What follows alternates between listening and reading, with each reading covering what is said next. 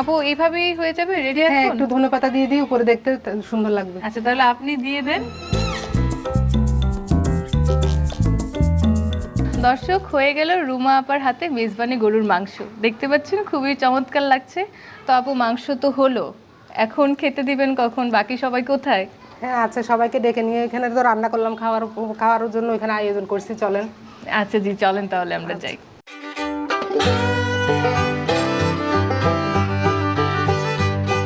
আপু এখানে তো অনেকজনকে দেখতে পাচ্ছি, কি হয় আপনার ওনারা? এটা আমার দেবরের ছেলে, আমার ভাই, ভাইয়ের বউ, দেবরের মেয়ে। তো ভাই ভালো আছেন? আছি, আপনি কেমন আছেন? আমি ভালো আছি। ভাবি আপনি কেমন আছেন? গম আছে, গম আছেন? হ্যাঁ, আমিও ভালো আছি। দর্শক মনে হচ্ছে ভাবি খুব চট্টগ্রামের ভাষায় বলতে পারে। তো চলুন আপু, শুরু করা যায়।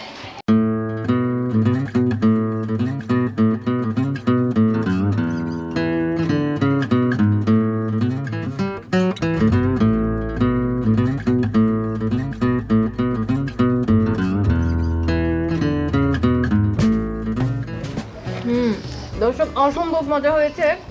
যেমন স্মেল আসছিল, আমি যতটুকু আশা করেছিলাম তার থেকে আরো অনেক বেশি মজা হয়েছে। আমি তো আজকে ধন্য এই মেজবানি গরুর মাংস খেয়ে।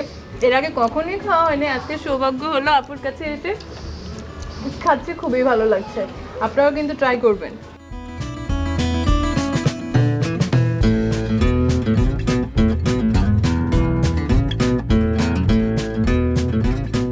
যে খাচ্ছি অসম্ভব ভালো লেগেছে, এত মজা লাগছে।